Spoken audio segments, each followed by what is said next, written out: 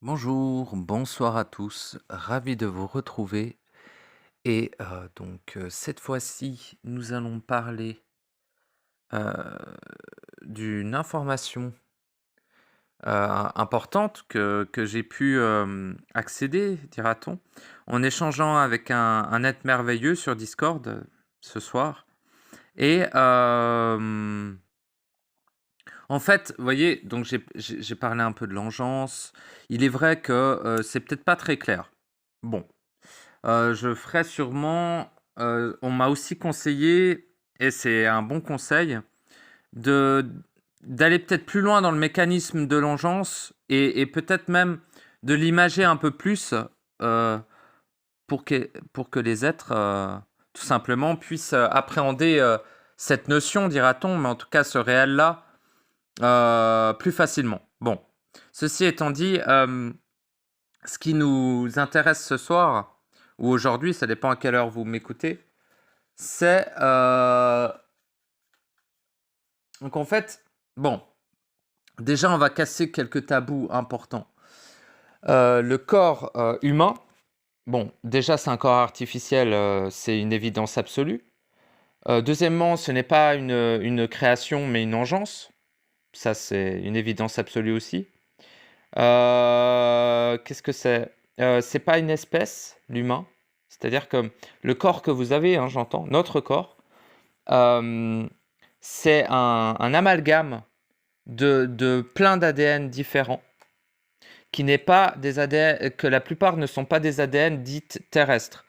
Heu, En fait, le corps humain est un accumuli, est un, plein de parties d'entités, en fait. C'est-à-dire que vous avez, exemple 15 d'ADN reptilien, exemple, hein.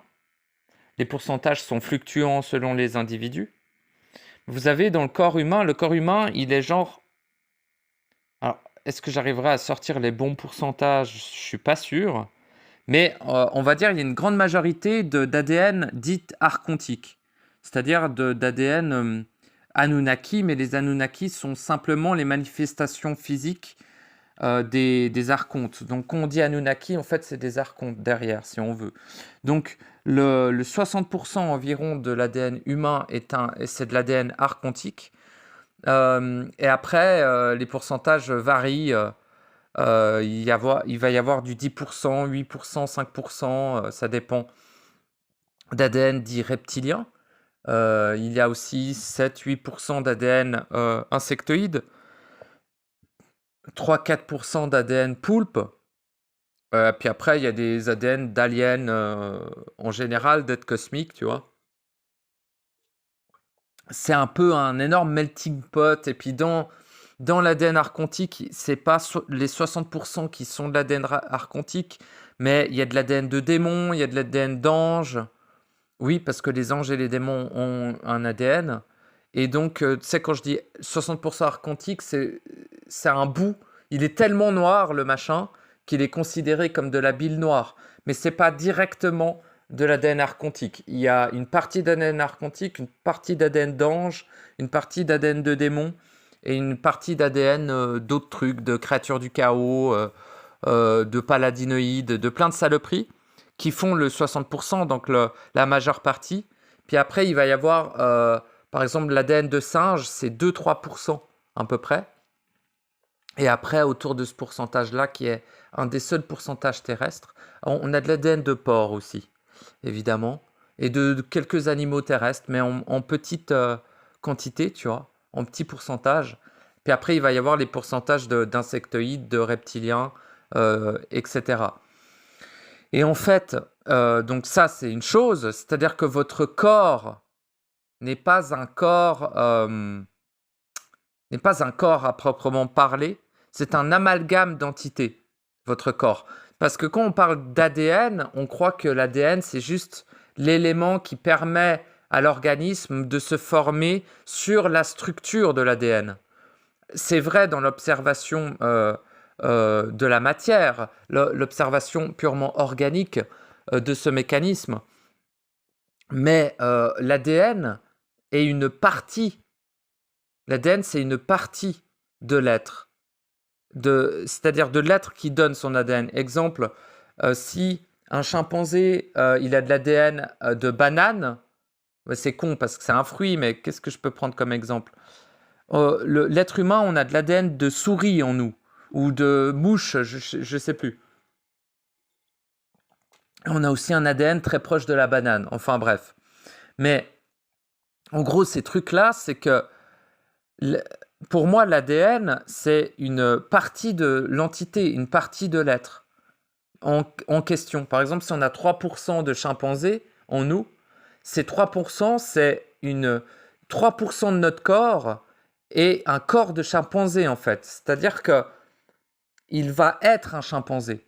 Ces 3%-là sont un chimpanzé. Les 5 autres pourcents sont une libellule. Les 10 autres pourcents sont un reptile de 3,50 m de haut, tu vois. En fait, notre corps artificiel que je nomme actuellement corps archontique, avant je disais corps humain, avant je disais corps artificiel, maintenant je dis corps archontique. Pourquoi? Parce que le plus haut pourcentage d'ADN de l'humain est du pourcentage archontique, donc en fait il y a 60% de votre corps qui est un archonte en fait. Vous voyez? Votre corps est à la fois un reptile, un archonte, un chimpanzé, un insectoïde, un poulpe humanoïde, vous voyez ce que c'est? Bon. Et tout ça, et d'autres entités, style aliens et autres. En fait, c'est pas ils vivent en vous, ils sont votre corps. Ces entités sont votre corps. Quand vous croisez une entité, et j'en parlerai mieux et plus profondément de ces mécanismes-là bien précis, dans mon audio, les mécanismes paranormaux, dans le premier, j'ai parlé des fantômes, et après, je parlerai de choses un peu plus profondes, dira-t-on, différentes que des fantômes. Bon, eh bien, je vais en parler plus profondément, ne vous inquiétez pas là-dedans, mais pour faire un rapide survol de ça, votre corps est l'entité. Donc, si votre corps est l'entité, lorsque l'ADN de votre corps s'active, l'entité qui est votre corps, elle n'est pas dans votre corps, c'est votre corps. Enfin, le corps archontique, vous voyez le corps là. C'est le corps. Donc, quand cet ADN s'active, l'entité se manifeste dans votre illusion, dans votre réel. C'est pour ça, genre, tu croises un reptile, ou un truc dans tes rêves, ou dans ta réalité, tu clignes des yeux, tu vois un reptile. Exemple. C'est pas nécessairement une entité externe. C'est pas non plus une entité qui vous possède nécessairement. C'est une partie de votre corps qui va activer son ADN à un moment donné par rapport à pas mal de paramètres qui va faire que l'entité qui est votre corps, c'est même pas elle vit dans votre corps, elle est votre corps. Elle va se manifester. Et c'est pour ça que c'est extrêmement proche et lié à l'engeance. Lorsque vous avez assumé votre engeance, lorsque vous dissolvez votre engeance, automatiquement, vous enlevez la charge qui permet à la partie de cet ADN de s'activer en mode archontique, en mode reptilien, en mode insectoïde. Corrompu, j'entends. Hein. En fait, le but, ce serait de rendre le corps artificiel archontique, de le rendre réel et diamanté. En transmutant, remplaçant, en faisant passer dans le réel les parties des ADN qui correspondent aux entités qui sont intégrées à votre corps. En fait, c'est pour ça quand je dis les humains sont enfin pas que les humains, mais les êtres sont des agents archontiques, sont des démons qui s'ignorent, etc. C'est-à-dire que eux-mêmes, c'est-à-dire leur étincelle, c'est pas le cas, c'est une étincelle. Point. Il n'y a pas une étincelle, elle est passablement corrompue, passablement phagocytée, mais ça reste une étincelle, vous voyez. Le fait que ça fait que les êtres sont des agents, alors oui, c'est leur programmation, oui, c'est la manipulation de l'âme, oui, c'est parce que des entités manipulent leurs pensées, leurs émotions, et donc leurs actions, évidemment. Mais en fait, c'est principalement parce que leur corps est un agent archontique. Leur corps sont des entités. Le corps des humains, vos corps, nos corps, sont des entités, sont des amalgames d'entités. Vous voyez? Bon. Et une des solutions, en tout cas un des buts intelligents, parce que qu'est-ce qu'on fait avec ce corps? On le laisse crever dans un coin, c'est pas la solution. Ce qui est beaucoup plus intelligent, c'est d'utiliser ce fait-là, le fait que une partie de votre corps est une entité, eh bien, il suffirait d'amener cette entité dans le réel, de dissoudre. Alors, mais là, ça irait plus loin que de dissoudre. C'est vraiment en faire un agent du réel. Au lieu que votre corps soit un agent archontique, il devient un agent du réel. Voilà ce que je voulais vous exprimer aujourd'hui, enfin ce soir. Et pour les solutions et pour comment amener le corps à devenir un agent du réel, bien déjà, il faut impérativement assumer son engeance. Transmuter, dissoudre son engeance. Voyez?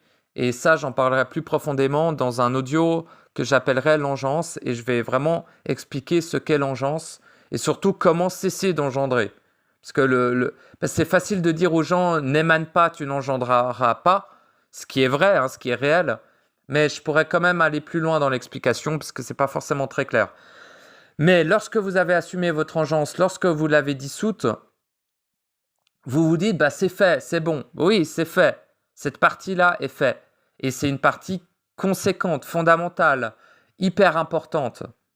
Mais votre corps demeure un agent archontique, demeure un agent démonique, demeure un agent des anges, un agent des reptiles, un agent des poulpes, un agent de toutes les saloperies corrompues qui peuplent cette matrice corrompue et inversée. Et finalement, c'est des... Alors on est d'accord que c'est des ouvriers, hein. Ce n'est pas, ils font une tâche. C'était pas possible autrement. Vous deviez avoir un corps de cette nature-là. C'était très important.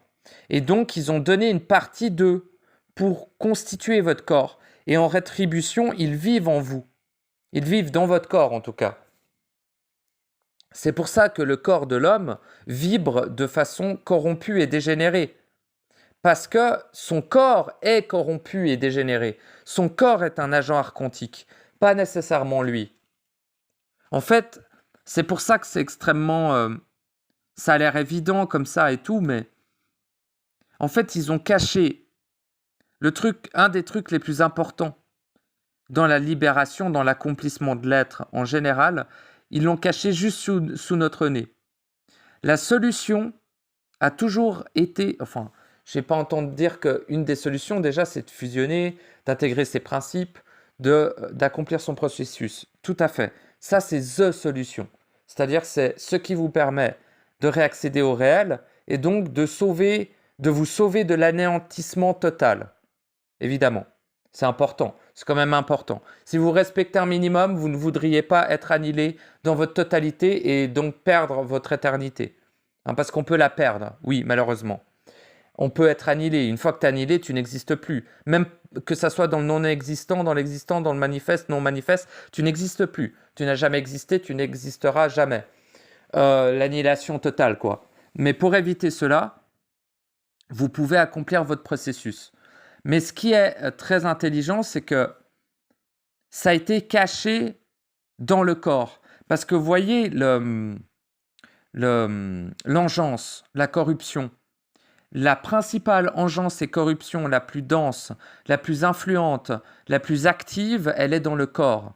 Lorsqu'on va dissoudre, accepter, réintégrer son engeance, on va dans les cellules du corps, au niveau quantique, au niveau des molécules du corps, des noyaux, là, tu sais, les noyaux qui tournent, et machin, là. Comment on appelle ça? Ouais, des cellules, quoi.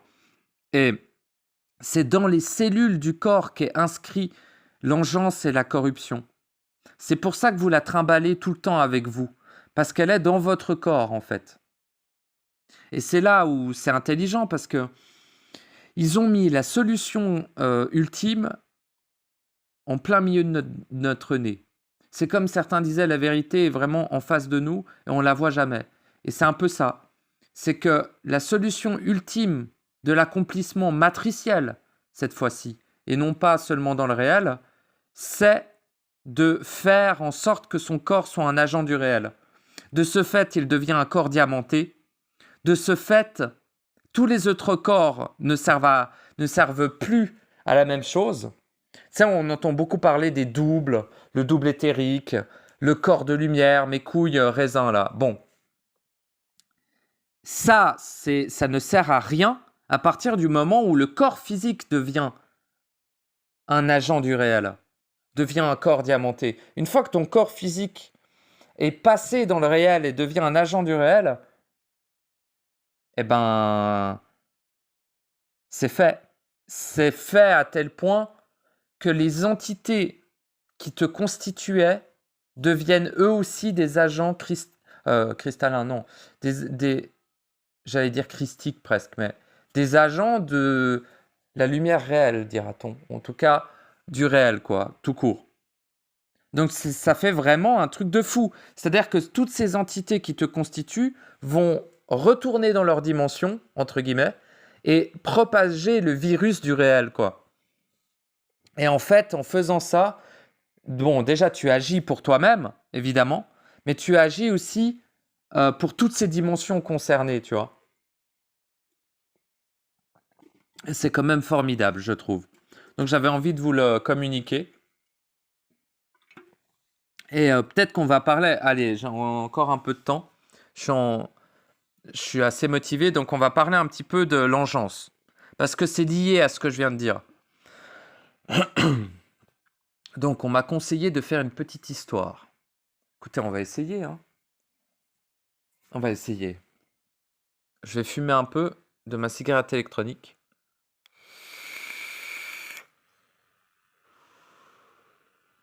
J'éloigne un peu le micro, pas que vous m'entendez tirer dessus.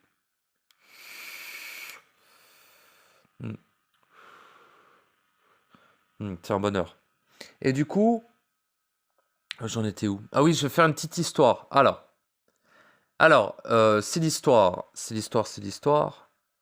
c'est l'histoire de Édouard.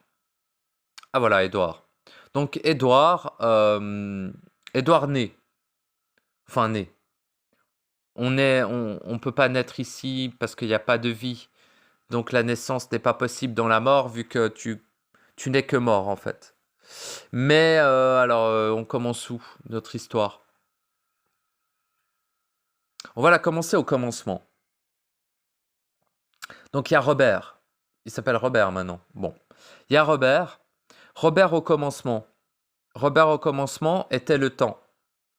Lorsque Robert fut enfermé dans le temps, eh bien, il engendra. Il a déjà engendré avant d'ailleurs, mais comment je peux expliquer ça? Putain, c'est pas évident, hein. La diffraction initiale nous a fait engendrer.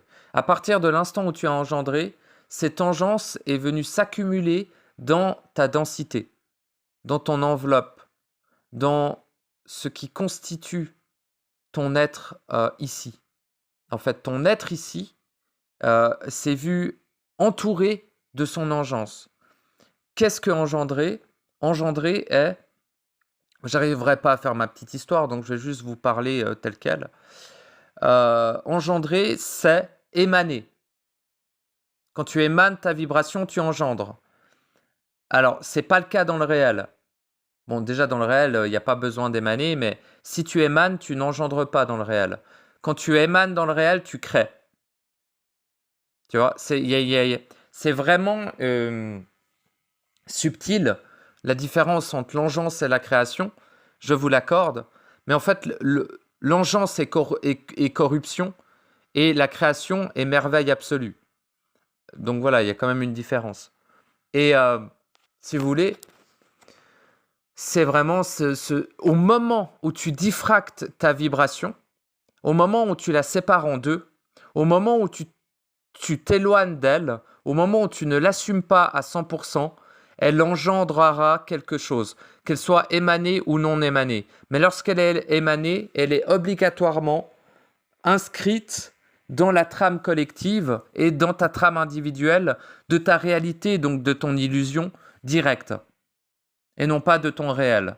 Donc ça veut dire que dans ta réalité illusoire, donc ta vie d'humain et de toutes tes vies, depuis le commencement de toutes tes vies, tu n'as cessé à chaque vie d'engendrer davantage de corruption et de différentes autres choses, de polarité, de bien, de mal et tout ça. Et ceci, malheureusement, ne s'inscrit pas seulement dans ton âme. On est d'accord que c'est le gros morceau, les mémoires de l'âme, les contrats, etc., bien sûr. Mais c'est une partie encore émergée de l'iceberg. C'est-à-dire que c'est la surface de la conséquence de l'engeance première. L'engeance première étant la diffraction de ta vibration qui te constitue, c'est-à-dire la fuite de ton être de toi-même. La fuite de toi-même, quoi. Bon. Et cette engeance-là est perpétrée toutes les vies. Alors, tu vois, après, tu te réincarnes en humain, tu émanes, donc tu engendres. C'est-à-dire, je vais faire un exemple. Un humain, il s'appelle Robert, il naît. Il est en 1000... non, même pas en 1000. Il est il y a 10 000 ans à Babylone. Vous savez, la civilisation babylonienne. Il s'appelle Robert, toujours. Même si ça n'existait pas ce prénom chez les Babyloniens, mais on s'en bat les couilles, il s'appelle Robert. Et ce Robert... Faut de la flotte, ta race. Faut de la putain de ta race de salope, de déchet de chien de pute. Voilà. Et en gros, ce Robert émane, car il est engeance de Satan. Robert, son corps, en fait, est constitué d'entités corrompues. De ce fait, il est coincé. En fait, Robert, c'est quoi? C'est une étincelle. Mais c'est une étincelle qui est coincée, entre guillemets, coincée, parce que... Voilà. Mais elle est greffée dans un corps archontique qu'on dit humain, mais ça n'a rien à voir. C'est un corps d'archonte. C'est un corps... c'est une chimère. C'est-à-dire, c'est un corps entier qui est constitué de plein d'éléments corrompus. Et de ce fait-là, cela engendre déjà de la diffraction, cela engendre déjà de la corruption, cela engendre déjà des entités. C'est-à-dire que quand une vibration d'un être créateur passe par un relais qui est corrompu, cette traversée de cette vibration va engendrer la corruption. C'est comme quand tu prends de l'eau et que tu la fais traverser dans du vin, l'eau deviendra de l'eau vinacée, tu vois. C'est pareil. Quand la vibration initiale est diffractée et traverse le corps, ce corps, ou les corps de tes différentes réincarnations, qui sont tous plus ou moins constitués à peu près pareil, selon les humanités, ça peut changer, mais voilà. Il est toujours quasiment à 100% corrompu. Et donc, quand cette vibration traverse ce corps, c'est là où ça crée l'engeance. Et après, par exemple, quand tu as des émotions, tu vas engendrer. Mais à travers le corps, encore une fois. Le corps devient le filtre qui permet la corruption, en fait. Car le corps est l'épicentre de la corruption. Vois-tu? C'est le noyau noir qui modifie la vibration de création en vibration d'engeance de corruption. Et à chaque fois que tu te réincarnes, tu vas engendrer de plus en plus parce que ta vibration va traverser ton corps de plus en plus. Et comme tu émanes ta vibration en dehors de ce corps, qui est un corps archontique, en fait, l'agent, c'est le corps, malgré lui. C'est pas seulement toi, parce que tu es ignorant et amnésique. Ça, c'est un état de fait, mais c'est pas grave. C'est parce que ton corps est un agent. Vois-tu? Et ceci peut changer. Mais premièrement, il faut dissoudre, accepter, annihiler, intégrer l'engeance dans les plans subtils, dira-t-on. En tout cas, l'engeance qui a passé à travers le corps. Et une fois que tu as assumé ton engeance qui est inscrite dans les cellules de ton corps, tu transportes en constance ton engeance avec toi. Tu as engendré des démons, tu as ces démons dans tes cellules. C'est toi, la mère porteuse des démons que tu as engendrés, mon très cher ami. Donc, avant toute chose, il faut aller traiter cette engeance. Une fois que tu as traité la cause, tu peux aller traiter l'effet qui est à l'origine de la cause. Enfin voilà, vous voyez, tu traites l'engeance, puis après tu vas t'occuper du corps, qui est le filtre de corruption qui permet l'engeance. Tu vois? Bon. Donc pour moi, c'est dans cet ordre-là qu'il est intelligent d'agir. Et de manière, entre guillemets, urgente. Mais ça, vu que c'est un gros morceau, écoute, tu as encore le time de faire ça. Mais en gros, ça devient important parce que le problème, c'est que tu ne peux accéder au réel avec une partie de toi qui est souillée. Cette partie de toi étant ton corps. Ce corps souillé, cette engeance que tu n'auras pas dissoute, que tu n'auras pas assumée, va te faire sortir du réel et va te faire te réincarner ici obligatoirement.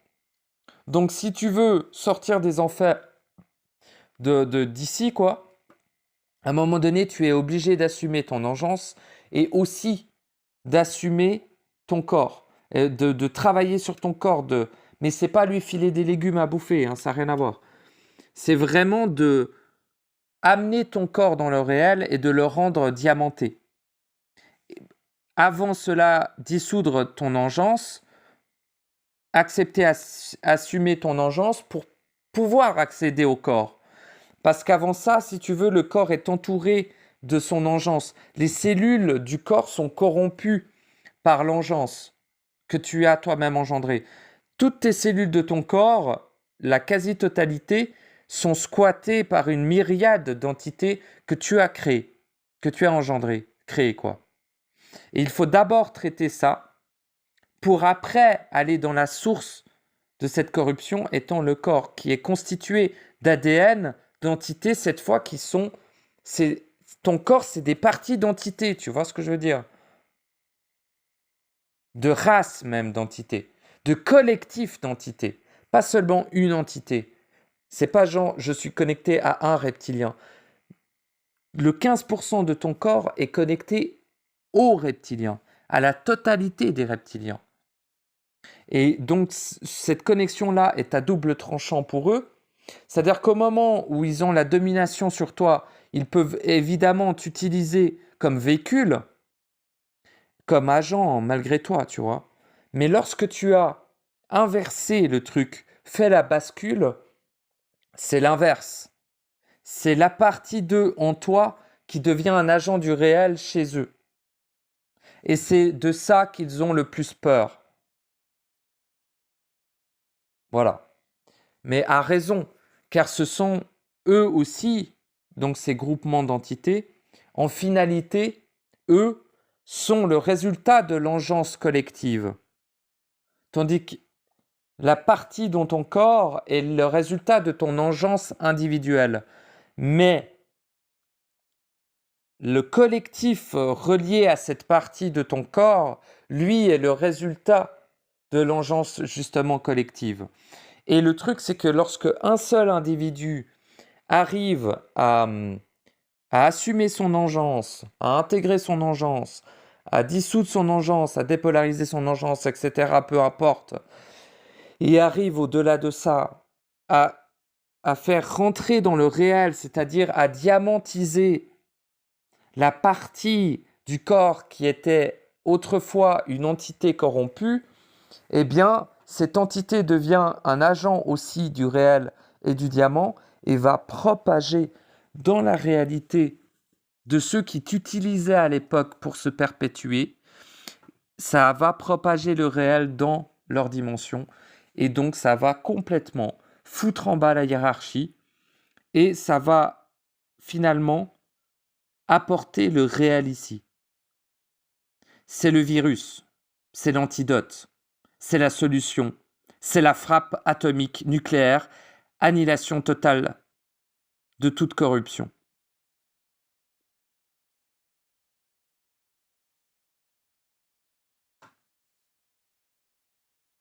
C'est le Ragnarok, mais pour eux. C'est l'autorité du Créateur. C'est le courroux de l'amour. toute entité, être, organique ou non, corrompu, verra son engeance annulée. Et donc, il disparaîtra en tant qu'être corrompu. Il ne demeurera que l'étincelle, bien qu'elle est opacisée, peu importe. Seule l'étincelle survivra à ce qui est en train de se passer. C'est-à-dire la vibration du réel qui vient coloniser l'illusion. En fait, du point de vue de l'illusion, c'est une colonisation, quoi. Et cette colonisation passera par votre corps. Voyez? Ça passera par faire de votre corps un agent du réel. Voyez ce que je veux dire? Bon. Bon, bah, j'espère avoir été clair. J'ai essayé de revenir un petit peu sur l'engeance pour que ça soit un peu plus clair. De toute façon, j'en reparlerai hein, de l'engeance et aussi du corps, quoi. Donc voilà. Je vous remercie de m'avoir écouté. Je vous fais des gros bisous. Je vous dis à bientôt, incessamment sous peu.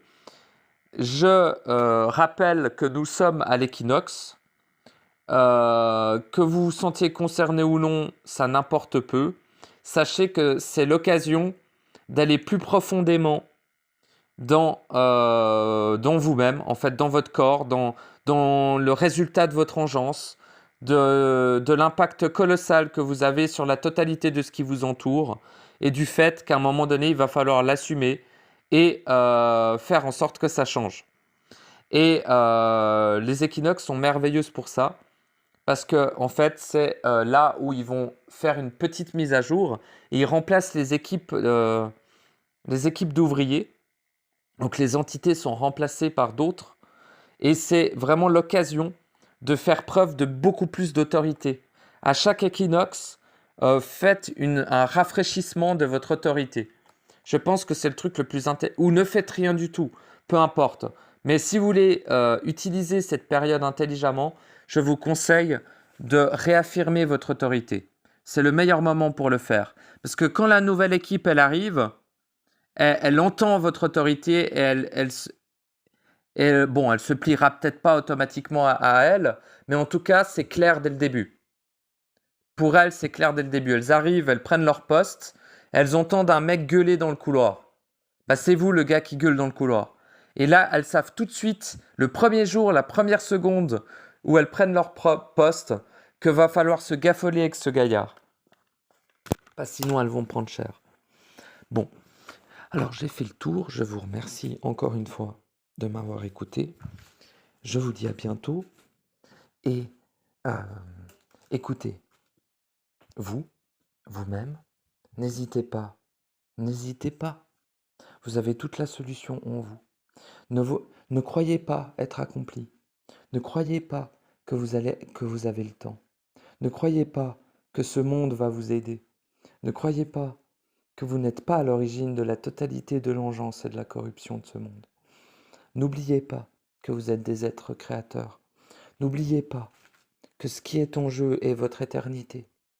N'oubliez pas que plus vous envoyez des parties de vous ici, c'est-à-dire que plus vous incarnez des étincelles, plus votre essence de votre être éternel s'amenuise petit à petit. Et bien qu'il est de nature infinie, malheureusement, dans la salle blanche, enfermé ici, dans l'engeance, c'est-à-dire enfermé par les conséquences de sa propre engeance, de sa propre diffraction. Vous avez créé la prison, vous avez créé Satan, vous avez créé Dieu, vous avez créé la totalité des démons, la totalité des anges, la totalité des aliens, la totalité des entités, la totalité des psychopathes. Toutes les tueries ont été faites à cause de nous, à cause de notre engeance, à cause de notre diffraction. Toute la souffrance est un résultat de la non-acceptation de ce que l'on a engendré. Lorsque vous avez intégré cela, on ne peut même plus appeler ça une paix, mais un état d'agapé, un état de sérénité, un état constant. Et il est tellement constant qu'il devient absolu. Et au-delà d'être absolu, c'est votre récompense, dira-t-on, pour avoir assumé ce que vous avez engendré depuis la nuit des temps et depuis des centaines de milliards d'années. Car vous êtes présent ici depuis des temps immémoriaux. Toutes vos vies peuvent être corrigées en un instant grâce au fait d'assumer son engeance. Si vous assumez votre engeance de cette vie, vous l'assumez automatiquement sur toutes les autres vies en allant de plus en plus profondément dans les cellules, dans l'ADN, dans ce qui constitue aussi vos corps subtils. Dans les mondes auxquels les chakras donnent accès, vous allez assumer l'engeance. Vous assumez l'engeance à l'intérieur de vous. De ce fait, votre impact dans cette vie sera automatiquement répercuté sur toutes vos anciennes vies et toutes vos vies futures. Faites-le au point zéro. Faites-le avant que votre essence ne soit totalement amenuisée. Faites-le avant d'être annihilé. Faites-le avant de devenir un archonte, vous-même. Car lorsque vous êtes un archonte, euh, vous démarrez du tout en bas concernant les engences parce que vous devenez une engeance. Donc, un archonte va devoir il doit se détruire lui-même pour pouvoir supprimer son engeance, ce qui n'est pas votre cas. Vous avez encore une chance, dira-t-on, mince, de conserver votre éternité. Ne la laissez pas passer par des croyances que vous avez le temps, par des croyances que vous devez évoluer, ou par des croyances que l'autre existe, par des croyances que être un humain a une autre utilité que justement devenir à terme un agent du réel. Car c'est ceci qui permet à la totalité de ce qui vous constitue de revenir au point zéro, de revenir au réel, de revenir en agapé, de revenir dans la quiétude que vous n'avez réellement jamais quittée en dehors du temps évidemment. Mais justement, de faire le retour à la maison, la tête haute, et non pas les mains souillées, du sang, des conséquences de votre ingérence colossale qui a engendré la souffrance depuis des milliards d'années. Vous êtes à l'origine de l'enfer. Vous êtes à l'origine du paradis. Vous êtes à l'origine des archontes. Vous êtes à l'origine de la matrice. Vous êtes à l'origine des pires ignominies que même les mots ne puissent nommer, tellement elles sont ignobles et corrompues. Vous êtes à l'origine de tout cela, car vous êtes les créateurs. Sachez-le. Appliquez-le. Assumez-le. Et lorsque c'est fait, vous serez totalement accompli. Et au-delà d'être accompli, votre éternité sera validée, que ce soit dans l'illusion ou dans le réel. Et en validant cette éternité, cette capacité créatrice, cette légitimité en tant que créateur, eh bien, sachez que peu importe ce qui vous arrivera par la suite, rien ne vous fera sortir du réel et rien n'enlèvera le fait qu'à la fin de cette vie, vous retournerez dans le réel, dans votre maison. Voilà. Que vous n'avez jamais quitté, mais en tout cas, plus aucune partie de vous ne sera phagocytée dans ici. Et finalement, pour vous, la matrice n'existe plus, n'existera plus. La corruption n'existera plus. Les démons que vous avez engendrés n'existeront plus. Les anges que vous avez engendrés n'existeront plus dans votre matrice individuelle, dans votre réel individuel. Et ceci pour l'éternité. Vous êtes en train d'accomplir ce que l'unique lui-même ne peut faire. Vous êtes en train d'accomplir ce qu'il n'est absolument pas envisageable de faire autrement que d'aller dans le fond de la corruption pour y apporter le réel. Et car c'est dans ce fond de cette corruption qu'est l'accomplissement total de l'être. Il en a toujours été ainsi, il en sera toujours ainsi. Ceci est immuable autant que l'amour est le principe créateur initial et que l'amour ici est une des choses les plus ignobles que j'ai jamais vues de ma vie. Votre amour polarisé, diffracté, corrompu, votre amour de démon et d'ange, je n'en veux pas. Ce ne m'intéresse pas et je vous vois vous corrompre à chaque fois que vous dites aimer. N'oubliez pas, les solutions sont en vous. La clarté est en vous. La totalité de la puissance du Créateur est en vous, car vous êtes le Créateur. N'oubliez pas que vous êtes venu être, et non pas pour l'autre. Non, vous êtes juste venu être. Vous n'êtes pas venu faire. Vous êtes venu accomplir. C'est bien différent. Être en accomplissement, accomplissant pour être. Dans cette relation éternelle avec vos propres principes, avec cette clarté, cette lucidité, que votre être passe avant toute chose, car votre être est la vibration qui permet la création. De ce fait, vous êtes, et cela suffit.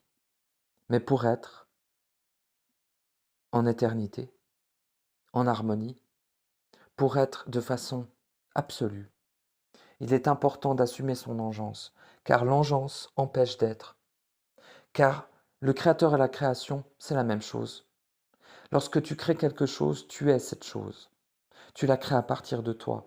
Tout se crée à partir de l'un, de l'unique, d'une seule chose. Une seule chose est la création. Donc, tout créateur, toute création devient son créateur. Toute création est son créateur. Et tous les créateurs sont leur création. Lorsque tu engendres quelque chose, tu deviens cette engeance en partie. Voilà. Donc au lieu d'être un démiurge corrompu, à créer de l'engeance, à créer de la corruption, deviens un créateur. Deviens un créateur libre, un créateur du réel, un créateur qui respecte les lois de liberté absolue, qui sont inhérentes à ce que tu es finalement. Un créateur qui assume pleinement sa vibration, sa propre ombre, sa propre lumière. Un créateur qui assume et qui accepte d'être parfait. Eh oui, voilà. Je vous remercie. À bientôt.